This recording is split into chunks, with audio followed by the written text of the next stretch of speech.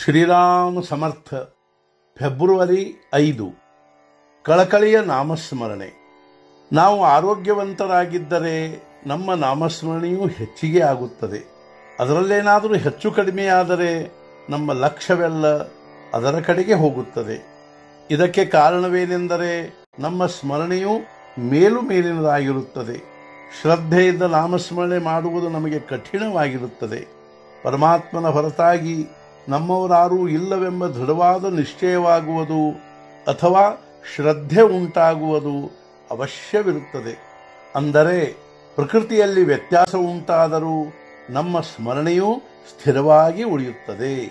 ದ್ರೌಪದಿಗೆ ಇನ್ನು ತನ್ನವರು ಯಾರೂ ಇಲ್ಲವೆಂದು ಅನಿಸಿ ಶ್ರೀಕೃಷ್ಣನನ್ನು ಮೊರೆ ಹೊಕ್ಕಾಗ ಭಗವಂತನು ಕೂಡಲೇ ಓಡಿ ಬಂದನು. ಇಂಥ ನಿಜವಾದ ಕಳಕಳಿಯ ಸ್ಮರಣೆಯು ನಮ್ಮದಾಗಿರಬೇಕು. ಸಣ್ಣ ಮಗು ಏನೇ ಆದರೂ ತನ್ನ ತಾಯಿಯನ್ನೇ ಕರೆಯುತ್ತದೆ. ಅದಕ್ಕೆ ಬೇರೆ ಯಾರೂ ಗೊತ್ತೇ ಇರುವುದಿಲ್ಲ. ಅದರಂತೆ ನಮಗೆ ಪರಮೇಶ್ವರನ ಸ್ಮರಣೆಯ ವಿಷಯದಲ್ಲಾಗಬೇಕು. ನಮ್ಮ ನಂಬಿಕೆಯು ನಿಜವಾಗಿಯೂ ಯಾರ ಮೇಲೆ ಇದೆ ಎಂಬುದು ಸಂಕಟ ಕಾಲದಲ್ಲಿ ಚೆನ್ನಾಗಿ ತಿಳಿಯುತ್ತದೆ. ನಾಮಸ್ಮರಣೆಯ ಮೆಟ್ಟಿಲುಗಳನ್ನು ಈ ಮುಂದಿನಂತೆ ಹೇಳಬಹುದು. 1. ಸುಸ್ಥಿತಿಯಲ್ಲಾಗುವ ಮೇಲಿನ ಸ್ಮರಣೆ. 2. ಪರಮಾತ್ಮನ ಹೊರತು ಬೇರೆ ಯಾರೂ ನಮ್ಮವರು ಇಲ್ಲವೆಂಬ ಅರಿವು ಉಂಟಾಗಿ ಸಂಕಟ ಸಮಯದಲ್ಲಿ ಅವನದೇ ಸ್ಮರಣೆ ಉಂಟಾಗುವುದು. ಹಾಗೂ 3. ಇದೇ ಅರಿವು ದೃಢವಾಗಿ ಮುಂದೆ ಅಖಂಡ ನಾಮಸ್ಮರಣೆ ಆಗುವುದು. ಇವುಗಳಲ್ಲಿ ಮೇಲೆ ಸ್ಮರಣೆ ಮಾಡುವವನು ನಮಗೆ ಸಂಕಟಗಳೇ ಬೇಡ ಅನ್ನುತ್ತಾನೆ. ಆದರೆ ಸಾಧು ಸಂತರು ನಮಗೆ ಸಂಕಟಗಳು ಬರಲಿ ಎಂದು ಭಗವಂತನ ಹತ್ತಿರ ಪ್ರಾರ್ಥನೆ ಮಾಡುತ್ತಾರೆ. ಏಕೆಂದರೆ ಅಂಥ ಸಮಯದಲ್ಲಿಯೇ ಅವನ ನಿಜವಾದ ಸ್ಮರಣೆಯಾಗುತ್ತದೆ.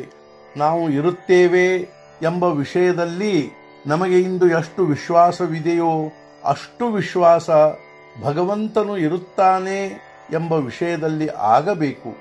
ಭಗವಂತನು ಎಲ್ಲ ಕಡೆಯೂ ಇರುತ್ತಾನೆ ಎಂಬ ಕಲ್ಪನೆಯೂ ನಮಗೆ ಯಾವಾಗಾದರೊಮ್ಮೆ ಬರುತ್ತದೇನೋ ನಿಜ.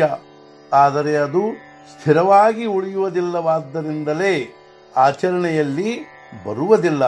ನಮ್ಮ ವೃತ್ತಿಗಳು ಅದರಂತೆ ಆದವೆಂದರೆ ಅದು ನಮ್ಮ ಆಚರಣೆಯಲ್ಲಿ ಬರುತ್ತದೆ. ಭಗವಂತನೇ ಕರ್ತ ಎಂಬ ದೃಢವಾದ ಭಾವನೆ ಆಯಿತೆಂದರೆ ನಾವು ಎಲ್ಲ ವಿಷಯವನ್ನು ಅವನ ಮುಂದೆ ಹೇಳುತ್ತಾ ಕೂಡಬೇಕಾಗುವುದಿಲ್ಲ. ಭಗವಂತನಿಗೆ ನನ್ನದೆಲ್ಲವೂ ತಿಳಿಯುತ್ತದೆ ಎಂದು ನಿಜವಾಗಿಯೂ ನಮಗೆ ಅನಿಸಿದರೆ ಅವನಿಗೆ ಸಂತೋಷವಾಗುವಂತೆ ನಮ್ಮ ಎಲ್ಲ ವ್ಯವಹಾರಗಳು ನಡೆಯುತ್ತವೆ.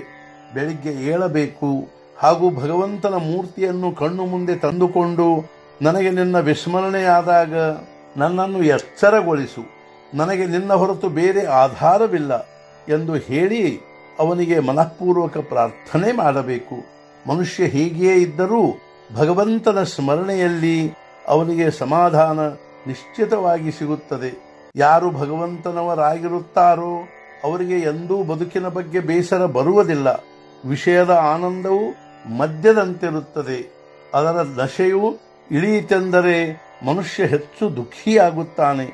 ನಾನು ಭಗವಂತನವನಿರುತ್ತೇನೆ ಎಂಬ ಭಾವನೆಯಿಂದ ಯಾರು ಇರುತ್ತಾರೋ ಅವರಿಗೆ ನಿಜವಾದ ಆನಂದವನ್ನು ಅನುಭವಿಸಲು ಬರುತ್ತದೆ. ಇಂದಿನ ಮುಖ್ಯ ವಿಚಾರ, ಭೋಗ ಹಾಗೂ ದುಃಖಗಳಲ್ಲಿ ವೇಳೆ ಕಳೆಯದೆ ಭಗವಂತನ ಕಡೆಗೆ ಲಕ್ಷ್ಯ ಕೊಡಬೇಕು. ಸದ್ಗುರುನಾಥ ಮಹಾರಾಜ್ ಕಿ ಜೈ. ಜೈ ಜೈ ರಘುವೀರ ಸಮರ್ಥ.